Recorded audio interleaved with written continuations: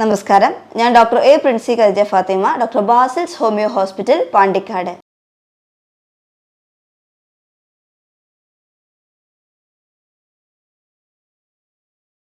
ഇന്ന് ലോകത്തിലെ മരണനിരക്ക് നോക്കിയാൽ അതിൽ 2ാം സ്ഥാനമാണ് സ്ട്രോക്കിനുള്ളത്. ഒരിക്കൽ സ്ട്രോക്ക് വന്ന രോഗികൾക്ക് 80% ആൾക്കാരിലും അതിന് അവശേഷിപ്പിക്കുന്ന എന്തെങ്കിലുമൊക്കെ ഒരു ഡിസേബിലിറ്റി, അതിൽ 80% ഡിസേബിലിറ്റി അവരുടെ ലൈഫിൽ പെർമനൻ്റ് ആയിട്ട് തന്നെ പോകുകയാണ് ചെയ്യാറ്. ഇതിൻ്റെ ഈ ഡിസേബിലിറ്റീൻ്റെ അളവ് നമുക്ക് വളരെ നല്ല രീതിയിൽ കുറച്ച് കൊണ്ടുവരാൻ സാധിക്കും. എങ്ങനെയാണെന്ന് വെച്ച് കഴിഞ്ഞാൽ അതിൻ്റെ ഗോൾഡൻ ടൈം അതിൽ തന്നെ അവർ ഹോസ്പിറ്റലിൽ എത്തിക്കാൻ കഴിഞ്ഞാൽ. സോ അതെങ്ങനെയെന്ന് അറിയുന്നതിന് മുന്നേ നമുക്ക് എന്താണ് സ്ട്രോക്ക്, അതിൻ്റെ ലക്ഷണങ്ങൾ എന്തൊക്കെയാണ്, എങ്ങനെ ഒരു പരിധിവരെ നമുക്കതിനെ തടയാൻ പറ്റും എന്നുള്ളതാണ് ഈ വീഡിയോയിൽ നമ്മൾ ഡിസ്കസ് ചെയ്യാൻ പോകുന്നത്. സ്ട്രോക്ക് അഥവാ നമ്മുടെ ഹാർട്ടിന് അറ്റാക്ക് വരുന്നത് പോലെ തന്നെ നമ്മുടെ ബ്രെയിനിന് സംഭവിക്കുന്ന ഒരു ഡാമേജ് ആണ് സ്ട്രോക്ക് എന്ന് പറയുന്നത്. അതായത് ബ്രെയിനിലെ രക്തധമനികളിലൂടെ രക്തം പ്രോപ്പറായി എത്താതെ വരികയും അവിടെയുള്ള കോശങ്ങൾക്ക് ഡാമേജ് സംഭവിക്കുന്നതാണ് സ്ട്രോക്ക് എന്ന് പറയുന്നത്. അപ്പോൾ പ്രധാനമായിട്ടും നമുക്ക് പറയുകയാണെങ്കിൽ നമുക്ക് ബ്രെയിൻ തന്നെ എടുക്കാം. ബ്രെയിൻ എടുക്കുന്ന സമയത്ത് നമുക്ക് അതിന് ബ്രെയിനിനെ 80% ബ്രെയിനും പല പാർട്സായിട്ട് ക്ലാസിഫൈ ചെയ്തിട്ടുണ്ടല്ലോ. അതിൽ തന്നെ പ്രധാനമായിട്ടും 80% ബ്രെയിൻ എന്ന് പറയുമ്പോൾ സെറിബ്രമാണ്. ഈ സെറിബ്രമത്തിനെ തന്നെ നമുക്ക് 2ആയിട്ട് ക്ലാസിഫൈ ചെയ്യാം. അതായത് 2 പാർട്ടായിട്ട് നമുക്ക് തിരിച്ചിട്ടുണ്ട്, 2 ഹാഫായിട്ട്. അതായത് ലെഫ്റ്റ് ഹെമിസ്ഫിയറും റൈറ്റ് ഹെമിസ്ഫിയറും. ഇപ്പോൾ ഒരു സപ്പോസ് നിങ്ങൾക്ക് സ്ട്രോക്ക് ലെഫ്റ്റ് സൈഡാണ് വരുന്നതെങ്കിൽ നിങ്ങളുടെ റൈറ്റ് സൈഡിലായിരിക്കും, അതായത് വലത് സൈഡിലായിരിക്കും നമുക്കൊരു വീക്ക്നെസ് ഫീൽ ചെയ്യുക, അല്ലെങ്കിൽ ഒരു പേശിക്കെല്ലാം ബലക്കുറവ് ഫീൽ ചെയ്യുന്നത്. ഇതിനെ നമ്മൾ അങ്ങനെ റൈറ്റ് സൈഡിലാണ് ബലക്കുറവ് ഫീൽ ചെയ്യുന്നതെങ്കിൽ നമ്മൾ റൈറ്റ് ഹെമിപ്ലീജിയ എന്നും, നേരെ തിരിച്ചും അതായത് റൈറ്റ് സൈഡിലാണ് സ്ട്രോക്ക് വരുന്നതെങ്കിൽ ലെഫ്റ്റ് സൈഡിലായിരിക്കും എന്ത് വരുന്നത്, ഈ കുഴച്ചിലും അതേപോലെ തന്നെ വീക്ക്നെസ്സും എല്ലാം വരുന്നത്. ഇതിനെ നമ്മൾ ലെഫ്റ്റ് ഹെമിപ്ലീജിയ എന്നും പറയും. പിന്നെ ബ്രെയിനിൻ്റെ ഏത് പാർട്ടിനാണ് സ്ട്രോക്ക് വരുന്നത് എന്നനുസരിച്ചിട്ട് ലക്ഷണങ്ങളും മാറാം. ഓക്കെ, അതിൽ തന്നെ ഈ സെറിബ്രത്തിനെ തന്നെ നമുക്ക് ആദ്യമേ എടുക്കാം. ഇനി ഫ്രണ്ട് ലോബിലാണ് സ്ട്രോക്ക് വരുന്നതെങ്കിൽ, അതായത് സെറിബ്രത്തിന് നമ്മൾ 4 ലോബായിട്ട് നമുക്ക് ക്ലാസിഫൈ ചെയ്യാൻ പറ്റും. Front lobe, parietal lobe, temporal lobe, അതേപോലെ ഓസിപിറ്റൽ ലോബ്. ഈ ഫ്രണ്ടൽ ലോബ് അഥവാ നമ്മുടെ സെറിബ്രത്തിന് മുൻവശത്താണ് സ്ട്രോക്ക് സംഭവിക്കുന്നതെങ്കിൽ തീർച്ചയായിട്ടും അവരുടെ സംസാരം അതേപോലെ തന്നെ ചിന്താശേഷിയാണ് ബാധിക്കുന്നുണ്ടാവുക പ്രധാനമായിട്ടും. ഇനി അതല്ല പറൈറ്റൽ ലോബിലാണ് സ്ട്രോക്ക് സംഭവിക്കുന്നെങ്കിൽ അവർക്ക് സ്പർശനം അതേപോലെ തന്നെ വേദന ഇതൊന്നും തിരിച്ചറിയാൻ പറ്റാത്തൊരു സാഹചര്യം വരാറുണ്ട്. ഇനി ടെമ്പറൽ ലോബിലാണ് സംഭവിക്കുന്നെങ്കിൽ അവരുടെ മെമ്മറി ബിഹേവിയറിലൊക്കെ ചേഞ്ചസ് കാണാറുണ്ട്. അതേപോലെ തന്നെ ഓക്സിപിറ്റൽ ലോബിലാണ് വരുന്നതെങ്കിലോ അവരുടെ കാഴ്ച, അതായത് നമ്മുടെ ബ്രെയിനിൻ്റെ പുറകുവശത്തായിട്ട്, അതായത് സെറിബ്രത്തിൻ്റെ പുറകുവശത്തായിട്ട് ഉള്ള ലോബിലാണ് വരുന്നതെങ്കിൽ അവരുടെ കാഴ്ച ശക്തിയൊക്കെ അത് ബാധിക്കാറുണ്ട്. ഓക്കെ, ഇനി സെറിബെല്ലം എടുക്കാം. സെറിബെല്ലം ഏരിയയിലാണ് നമ്മുടെ ഈ സ്ട്രോക്ക് വരുന്നതെങ്കിൽ പ്രധാനമായിട്ട് അവരുടെ ബാലൻസിനെ ആണെങ്കിൽ കൂടുതലായിട്ട് ബാധിക്കുക. ഇനി അടുത്ത പാർട്ട് എന്ന് പറയുമ്പോൾ നമ്മുടെ ബ്രെയിൻ സ്റ്റെം, അതായത് മിഡ് ബ്രെയിൻ, മെഡുല്ല, പോൺസ് എന്നിവയ്ക്കാണ് ഡാമേജ് സംഭവിക്കുന്നതെങ്കിൽ അവരുടെ പ്രധാനമായിട്ടും പല വൈറ്റൽ ഏരിയാസിനെയും കൺട്രോൾ ചെയ്യുന്ന ഒരു പാർട്ടാണല്ലോ ഇത്. അതുകൊണ്ട് തന്നെ അവരുടെ BP, അതേപോലെ തന്നെ അവരുടെ റെസ്പിറേഷൻ, ഹാർട്ടിൻ്റെ പാൽപിറ്റേഷൻ, ഉറക്കം ഈ സംഭവങ്ങളെല്ലാം ബാധിക്കാം. ഓക്കെ, ഇനി നമുക്ക് തിരിച്ചു വരാം. പിന്നെ ഈ സ്ട്രോക്കിനെ തന്നെ നമുക്ക് പ്രധാനമായിട്ടും സ്ട്രോക്ക് എന്ന് പറയുന്നത് 2ആയിട്ടാണ് ക്ലാസിഫൈ ചെയ്തിരിക്കുന്നത്. ഓക്കെ, ഈ 2ആയിട്ടെന്ന് പറയുമ്പോൾ ഒന്ന് ഇഷീമിക് സ്ട്രോക്കുമുണ്ട്, ഹെമറേജിക് സ്ട്രോക്കുമുണ്ട്. അപ്പോൾ ഇഷീമിക് സ്ട്രോക്ക് എന്ന് പറയുന്നത് ബ്രെയിനിലോട്ട് പോകുന്ന രക്തക്കൊഴലുകളിൽ അല്ലെങ്കിൽ രക്തധമനികളിൽ ബ്ലോക്ക് വന്നിട്ട് അങ്ങോട്ടേക്ക് പ്രോപ്പറായിട്ട് രക്തം എത്താതെ വരികയും ഇതുമൂലം സ്ട്രോക്ക് വരുന്നതിനെയാണ് ഇഷീമിക് സ്ട്രോക്ക് എന്ന് പറയുന്നത്. അത് 2 കാരണങ്ങൾ കൊണ്ട് വരാം. ഒന്ന്, അതായത് ഇഷീമിക് സ്ട്രോക്ക് തന്നെ 2 റീസൺസ് കാരണം കൊണ്ട് നമുക്ക് ക്ലാസിഫൈ ചെയ്യാം. ഒന്ന് എംബോളിക് സ്ട്രോക്കുമുണ്ട്, ത്രോംബോട്ടിക് സ്ട്രോക്കുമുണ്ട്.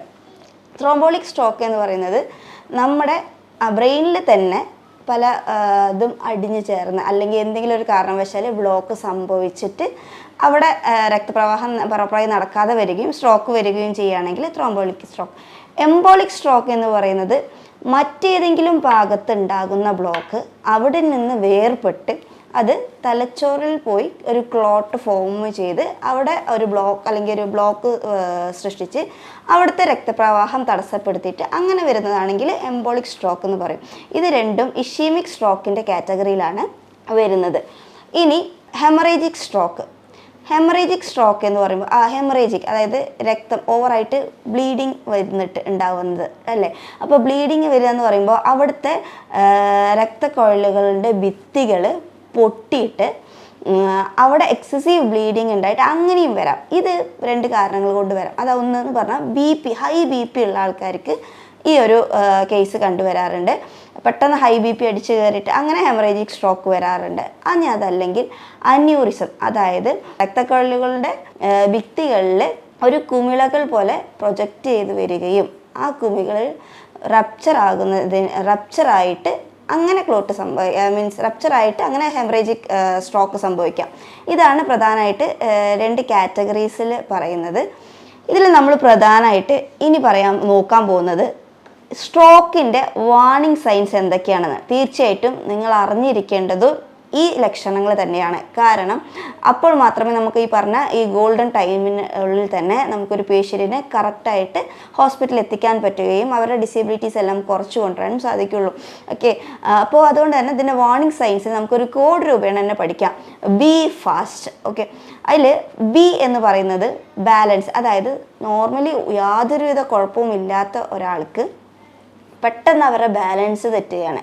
ഓക്കെ, ഇതിനെ നമ്മളൊരു വാർണിംഗ് സൈൻ ആയിട്ട് തന്നെ കൺസിഡർ ചെയ്യണം. എത്രയും പെട്ടെന്ന് ഒരു ഹോസ്പിറ്റലിലേക്ക് കൊണ്ടുപോകാം. പലപ്പോഴും പലരും മിസ് ചെയ്യുന്ന ഒരു സിംറ്റവും ഈ ബി തന്നെയാണ്, ബാലൻസിന്. അപ്പോൾ പലപ്പോഴും എല്ലാവരും പെട്ടെന്ന് അതെന്തെങ്കിലും ഇയർ ബാലൻസിൻ്റെ പ്രശ്നമായിരിക്കും, അല്ലെങ്കിൽ അത് ബി പി കുറഞ്ഞതായിരിക്കാം, ഇങ്ങനെയൊക്കെ പറഞ്ഞിട്ട് പെട്ടെന്ന് നമ്മൾ തന്നെ അതിനൊരു ഇമ്പോർട്ടൻസും കൊടുക്കാതെ നമ്മൾ തന്നെ കുറേ ഇതാക്കും. അതൊരു റിസ്ക് ഫാക്ടറിലേക്ക് പോവുകയാണ്. പിന്നെ ബീൻ്റെ എന്ന് പറയുന്നത് ഐസ് എന്നാണ് പറയുന്നത്.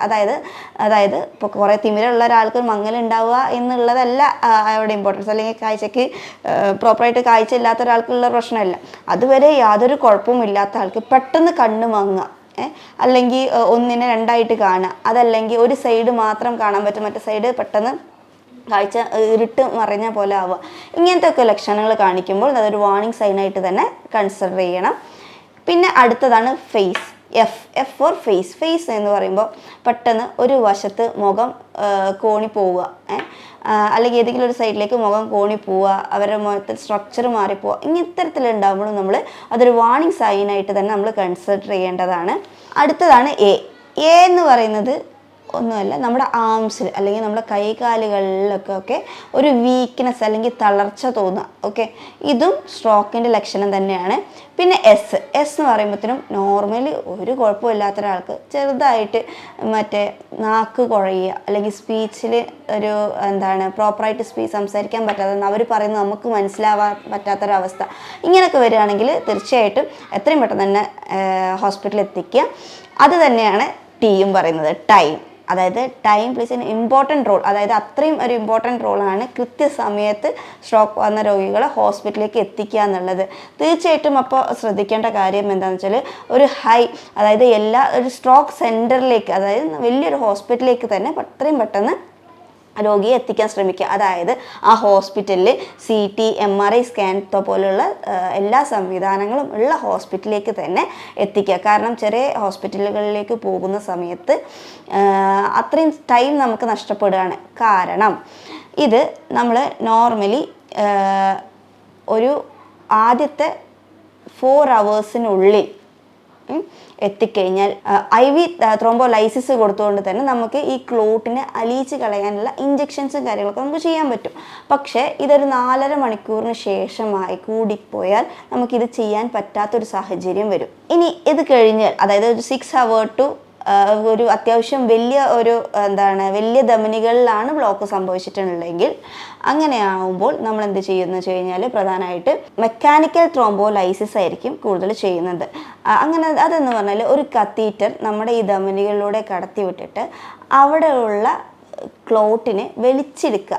ഓക്കെ, പുറത്തേക്ക് വലിച്ചെടുക്കുകയും അപ്പോൾ അവിടുത്തെ രക്തോട്ടമൊക്കെ നോർമലാക്കുകയും, ഇതാണ് ആ ഒരു പ്രൊസീജിയർ എന്ന് പറയുന്നത്. ഓക്കെ, ഇങ്ങനത്തെ ചില കാര്യങ്ങൾ. സോ അതൊക്കെ ഒരു മെഡിക്കൽ ടേംസിലേക്ക് നമുക്ക് പിന്നീട് നോക്കാം. അപ്പം പ്രധാനമായിട്ട് ഈ ബി ഫാസ്റ്റ് എന്നുള്ള ഈ വാർണിംഗ് സൈൻസിനെ എപ്പോഴും നമ്മൾ കോൺസെൻട്രേറ്റ് ചെയ്യണം. അതേപോലെ തന്നെ അതിന് ആ സ്പോട്ടിൽ തന്നെ ആക്ട് ചെയ്യാൻ ശ്രമിക്കുക. അതിലെപ്പോഴും മിസ്സാവുന്നത് എന്ന് പറയുന്നത് എന്താണ്? തീർച്ചയായിട്ടും ബാലൻസ് ആണ്. ബാലൻസിൻ്റെ പ്രശ്നം തീർച്ചയായിട്ടും നമ്മൾ പലപ്പോഴും തെറ്റിദ്ധരിക്കപ്പെട്ടിട്ട് പ്രോപ്പറായിട്ട് എത്തിക്കാത്ത ഒരു സംഭവം തന്നെയാണ് ബാലൻസിൻ്റെ ഈ ഒരു പ്രശ്നം എന്ന് പറയുന്നത്. പിന്നെ ഇത് നമ്മൾ പറഞ്ഞു, ഇത് ഇപ്പോൾ പ്രായം പോലും പണ്ട് ഒരു ഏജിലുള്ള ആൾക്കാർക്ക് അല്ലെങ്കിൽ സ്ട്രെസ്സൊക്കെ കൂടിയ ആൾക്കാർക്ക് എന്ന് പറഞ്ഞിട്ട് ഉണ്ടായത് ഇന്നത്തെ കാലഘട്ടത്തിലെ യങ്സ്റ്റേഴ്സിന് പോലും ഈ ഒരു സ്ട്രോക്ക് കണ്ടുവരുന്നു. അതായത് ഈ സ്ട്രോക്കിൻ്റെ അളവ് കൂടി വരുന്നു. ഇതിൻ്റെ പ്രധാന കാരണം നമ്മുടെ ജീവിതശൈലിയിൽ വരുത്തേണ്ട മാറ്റങ്ങൾ തന്നെയാണ് അത്. ഓക്കെ, അപ്പോൾ ഈ സ്ട്രോക്കിൻ്റെ കാരണങ്ങൾ എന്തൊക്കെയാണെന്നുള്ളത് നമുക്ക് മാറ്റം വരുത്താൻ പറ്റുന്നതും അതായത് സ്ട്രോക്കിൻ്റെ റിസ്ക് ഫാക്ടേഴ്സ് പറഞ്ഞ് പ്രധാനമായിട്ട് രണ്ടായിട്ടാണ് തിരിച്ചിട്ടുള്ളത്. അതിൽ മോഡിഫയബിൾ റിസ്ക് ഫാക്ടേഴ്സും ഉണ്ട്, നോൺ മോഡിഫയബിൾ റിസ്ക് ഫാക്ടേഴ്സും ഉണ്ട്. അതായത് മോഡിഫയബിൾ റിസ്ക് ഫാക്ടേഴ്സ് എന്ന് പറയുമ്പോൾ അതിലാണ് നമുക്ക് കേന്ദ്രീകരിക്കാൻ പറ്റുള്ളൂ. അതായത് ഒന്ന്, നമ്മുടെ ജീവിതശൈലിയിൽ വരുന്ന മാറ്റങ്ങൾ, പ്രധാനമായിട്ടും അൺകൺട്രോൾ ആയിട്ടുള്ള BP ഇല്ലേ, അൺകൺട്രോളബിൾ BP. എപ്പോഴും BP ഒരു 120/80 മെയിൻറ്റെയിൻ ചെയ്യാൻ ശ്രമിക്കുക മാക്സിമം. പിന്നെ ഡയബറ്റിസ്, കൊളസ്ട്രോള്, പിന്നെ അതേപോലെ തന്നെ ഓവർ വെയ്റ്റ്, അതേപോലെ തന്നെ മറ്റൊരു കാര്യം പറയുന്നതാണ് മെൻ്റൽ സ്ട്രെസ്സ്. ഓക്കെ, അപ്പോൾ ഡയബറ്റീസ് എന്ന് പറയുമ്പോൾ തന്നെ ഇപ്പോൾ ഒരു ഫാസ്റ്റിംഗ് ആണ് നോക്കുന്നതെങ്കിൽ ഷുഗറിൻ്റെ അളവ് ഫാസ്റ്റിംഗ് നോക്കുമ്പോൾ എപ്പോഴും ഒരു 100 ആ ഒരു റേഞ്ചിൽ മെയിൻറ്റെയിൻ ചെയ്യുക, 100 ബിലോ മെയിൻറ്റെയിൻ ചെയ്യാൻ ശ്രമിക്കുക മാക്സിമം. പിന്നെ പറയുന്നതാണ് നമ്മുടെ പോസ്റ്റ് പ്രാഡിയൽ ആണെങ്കിൽ PPV, അതായത് ഭക്ഷണത്തിന് ശേഷമുള്ള ഷുഗറിൻ്റെ അളവ്. ഇതെല്ലാം നമ്മൾ കൃത്യമായിട്ട് മെയിൻറ്റെയിൻ ചെയ്ത് പോവുക. അപ്പോൾ നമുക്ക് അറിയാം നമ്മൾ പലപ്പോഴായിട്ട് എന്തൊക്കെ കാര്യങ്ങൾ ഒഴിവാക്കണം എല്ലാം നമ്മൾ ഇതിനൊക്കെ കുറിച്ചിട്ടൊരു ഡീറ്റെയിൽ വീഡിയോ തന്നെ ചെയ്തിട്ടുണ്ടായിരുന്നു. ഇനി പറയുന്നതാണ് കൊളസ്ട്രോള്. ഓക്കെ, കൊളസ്ട്രോൾ എപ്പോഴും ഒരു 200 ആ ഒരു റേഞ്ചിൽ ടോട്ടൽ കൊളസ്ട്രോളിൻ്റെ അളവ് മെയിൻറ്റെയിൻ ചെയ്യാൻ ശ്രമിക്കുക. അതേപോലെ തന്നെ നല്ല കൊളസ്ട്രോൾ, അതായത് HDLൻ്റെ അളവ് ഒരു 60 എബോവ് എപ്പോഴും മെയിൻറ്റെയിൻ ചെയ്യാൻ ശ്രമിക്കുന്നത് വളരെ നന്നായിരിക്കും. LDL എപ്പോഴും ഒരു 50 ആ ഒരു റേഞ്ചിൽ മെയിൻറ്റെയിൻ ചെയ്യുക. പിന്നെ ഓവർ വെയ്റ്റ്, തീർച്ചയായിട്ടും നമ്മുടെ ഹൈറ്റിനൊത്തിട്ടുള്ള വെയ്റ്റ് മെയിൻറ്റെയിൻ ചെയ്യുക എന്നുള്ളത്, അതായത് നമ്മുടെ BMI മെയിൻറ്റെയിൻ ചെയ്യുക എന്നുള്ളൊരു ഇമ്പോർട്ടൻ്റ് ആയിട്ടുള്ളൊരു ഫാക്ടർ തന്നെയാണ്. അതിന് നമ്മൾ പ്രോപ്പറായിട്ട് ഡയറ്റും എക്സസൈസും റെഗുലർ എക്സസൈസും കാര്യങ്ങളൊക്കെ ചെയ്യുമ്പോൾ തന്നെ ഒരുവിധം എല്ലാം ഇതെല്ലാം, അതായത് ഇപ്പോൾ BP ഉൾപ്പെടെ എല്ലാ സാധനങ്ങളും, നമ്മൾ ഷുഗർ, കൊളസ്ട്രോള്, അതേപോലെ തന്നെ നമ്മുടെ ഓവർ വെയ്റ്റിന് കാരണങ്ങളുണ്ടാകുന്ന എല്ലാ പ്രശ്നങ്ങളിലും ഒരുവിധം നമുക്ക് പരിഹാരം കിട്ടുകയാണ്. പോരാത്തത് എക്സസൈസ് ചെയ്യുമ്പോൾ നമുക്ക് മെൻ്റലിയും നമുക്ക് ഒരു സ്ട്രെസ് ലെവൽ കുറഞ്ഞ് കിട്ടുകയാണ് ചെയ്യുന്നത്. സോ അപ്പോൾ അതുകൊണ്ട് നമ്മൾ നല്ല എക്സസൈസും റെഗുലറായിട്ട് എക്സസൈസും അതേപോലെ തന്നെ പ്രോപ്പർ ഡയറ്റും ഫോളോ ചെയ്തിട്ട് നമ്മുടെ BMI എപ്പോഴും 18.9 to 24.5 വരെ, ഓക്കെ, അതായിട്ട് അല്ലെങ്കിൽ ഒരു 24.5 ആ റേഞ്ചിൽ BMI എപ്പോഴും മെയിൻറ്റെയിൻ ചെയ്യാൻ ശ്രമിക്കുക. സോ അങ്ങനെ വരുമ്പോൾ നമുക്ക് ഈ റിസ്ക് ഫാക്ടേഴ്സ് നമുക്ക് വളരെയധികം കുറച്ച് കൊണ്ടുവരാൻ പറ്റും. ഇപ്പോൾ നമുക്കിപ്പോൾ സ്ട്രോക്കൊന്നും വന്നിട്ടില്ല, നമുക്ക് അങ്ങനത്തെ ഒരു ഹിസ്റ്ററി ഇല്ല, പക്ഷേ നമ്മുടെ ഈ ചെറിയ അശ്രദ്ധകൾ നമ്മളത് കാര്യമാക്കാതെ ഒക്കെ ചെയ്യുന്നത് പല വലിയ ഒരു പ്രോബ്ലംസിലേക്കുമാണ് സൃഷ്ടിച്ചു പോകുന്നത്. ഓക്കെ, അപ്പോൾ ഒരാളെയും ബോഡി ഷെയ്മിങ്ങോ ഒന്നും ചെയ്യാനോ ഒന്നുമല്ല ഞാൻ പറയുന്നത്. പക്ഷെ നമ്മുടെ ഒരു സെൽഫ് ലവ് അല്ലെങ്കിൽ സെൽഫ് കെയർ എന്ന് പറയുന്നത് വളരെ ഇമ്പോർട്ടൻ്റ് ആയിട്ടുള്ള ഒരു കാര്യം തന്നെയാണ്. അപ്പോൾ അത് മറ്റൊരാളെ ബോധിപ്പിക്കാനല്ല, പക്ഷെ നമുക്ക് വേണ്ടിയിട്ട് നമുക്ക് ചെയ്യേണ്ട കുറച്ച് കാര്യങ്ങളുണ്ട്. സോ അതൊന്നും നമ്മൾ ശ്രദ്ധിക്കാതെ നമ്മൾ കുറേ പോയി കഴിഞ്ഞാൽ പല പ്രോബ്ലംസിലേക്ക്, അതായത് ഈവൻ സ്ട്രോക്ക് പോലെ പോലും നമുക്ക് സംഭവിക്കാവുന്ന പല പ്രശ്നങ്ങളിലേക്കാണ് നയിക്കുന്നത്. പിന്നെ നമ്മൾ പറഞ്ഞു നോൺ മോഡിഫൈയിങ് ഫാക്ടേഴ്സ്, അതായത് പാരമ്പര്യമായിട്ട് എന്തെങ്കിലും വരികയാണെങ്കിൽ, ഓക്കെ, സോ ഇതൊക്കെ എന്ന് പറയുമ്പോൾ നമുക്കൊന്നും പ്രത്യേകിച്ച് ചെയ്യാൻ അവിടെ പറ്റാത്തൊരു സാഹചര്യമാണ്. പിന്നെ പ്രധാനമായിട്ടും ഇതിൽ പലപ്പോഴും എല്ലാവരും ചെയ്യുന്ന ഒരു കാര്യം എന്താണെന്ന് വെച്ച് കഴിഞ്ഞാൽ ഇതിന് പ്രോപ്പറായിട്ടുള്ളൊരു ഫോളോ അപ്പ് ചെയ്യത്തില്ല. അപ്പോൾ വൺസ് ഒരു സ്ട്രോക്ക് വന്ന ആൾക്ക് നിർബന്ധമായിട്ടും അപ്പോഴത്തെ ഒരു കെയർ മാത്രമല്ല, അത് കറക്റ്റായിട്ടുള്ള ഫോളോ അപ്പും സപ്പോർട്ടീവ് ട്രീറ്റ്മെൻറ്റും അതേപോലെ തന്നെ ഫിസിയോതെറാപ്പിയും മസ്റ്റായിട്ട് കൊണ്ടുപോകണം എന്നുള്ളതാണ് പ്രധാനമായിട്ടുള്ളൊരു ഫാക്ടർ പറയുന്നത്. പിന്നെ നമ്മൾക്ക് പറയുന്നത് എന്താണെന്ന് വെച്ച് കഴിഞ്ഞാൽ ഓക്കെ, ഇത്രയും കാര്യങ്ങൾ തന്നെ നമ്മൾ മെയിൻറ്റെയിൻ ചെയ്യാൻ മാക്സിമം ശ്രമിക്കുക. പിന്നെ അതേപോലെ തന്നെ ഇതിനെക്കുറിച്ചുള്ള തന്നെ പറയുന്നത് എന്താണെന്ന് വെച്ച് കഴിഞ്ഞാൽ ഒരു TIA, അതായത് ട്രാൻസിയൻറ്റ് ഇഷ്യൂമിക് അറ്റാക്ക്, ഇത് എന്ന് പറയുമ്പോൾ ഒരു ടെമ്പററി ആയിട്ട് വരുന്ന ഒരു സ്ട്രോക്ക് തന്നെയാണ്. ഓക്കെ, ടെമ്പററി ആയിട്ട് വരുന്ന സ്ട്രോക്ക് എന്ന് പറയുമ്പോൾ എല്ലാ ലക്ഷണങ്ങളും ഉണ്ടാവും. പക്ഷേ ഇത് ഒരു ടൈം പീരീഡ് കഴിയുമ്പോൾ ഇത് ഓട്ടോമാറ്റിക്കലി അല്ലെങ്കിൽ അത് പ്രോപ്പറായിട്ടുള്ള ട്രീറ്റ്മെൻറ്റ് അത് നമുക്ക് കറക്റ്റ് ചെയ്യാൻ പറ്റുകയും ആ ഡിസേബിലിറ്റീനെ നമുക്ക് ഓവർകം ചെയ്യാനും പറ്റും. പക്ഷേ നമ്മൾ എന്ത് ചെയ്യും, ഇത് ഞാൻ ഓവർകം ചെയ്തതാണ്, അതോടെ എനിക്കിനി പ്രശ്നമില്ല പറഞ്ഞാൽ അങ്ങനെ നിൽക്കൂലേ. സോ ഇവർക്ക് ഈ റിസ്ക് ഫാക്ടർ ഭയങ്കര കൂടുതലാണ്. ഇപ്പോൾ ഒന്നും ഓർക്കുക, ഇപ്പോൾ ചെറുതായിട്ട് വന്നിട്ട് പോയി, ഒരു അറ്റാക്ക് വന്നിട്ട് പോയി, പക്ഷെ അത് വീണ്ടും ഒരു ഹെവി ആയിട്ടുള്ള ഒരു സ്ട്രോക്ക് വരുമോ, ഇനി അപ്പോൾ അത് ശരിയായി, ഇനിയിപ്പോൾ വരുമോ, രണ്ടാമത് വരുമോ, തീർച്ചയായിട്ടും അവർക്ക് എന്തുകൊണ്ടായിരിക്കും ആ സ്ട്രോക്ക് വന്നിട്ടുണ്ടാവുക, അതിനുള്ള എല്ലാ കാരണങ്ങളും അല്ലെങ്കിൽ അതിൻ്റെ റിസ്ക് ഫാക്ടേഴ്സും അവരിൽ ഉണ്ടായതുകൊണ്ടും തന്നെയാണല്ലോ ഇങ്ങനെ വന്നത്. അപ്പോൾ പ്രോപ്പറായിട്ടൊരു കെയറോ ഫോളോ അപ്പോ ഇല്ലെങ്കിൽ തീർച്ചയായിട്ടും വീണ്ടും വരാനുള്ള സാധ്യതയും ഉണ്ട്. ഓക്കെ, സോ നമുക്ക് എല്ലാവർക്കും ഒരുമിച്ച് ചേർന്ന് ഇതിനെ പ്രതിരോധിക്കാമെന്നാണ് ഈ വീഡിയോയിൽ മൂലം ഞാൻ പറയാൻ ഉദ്ദേശിച്ചത്. Thank you.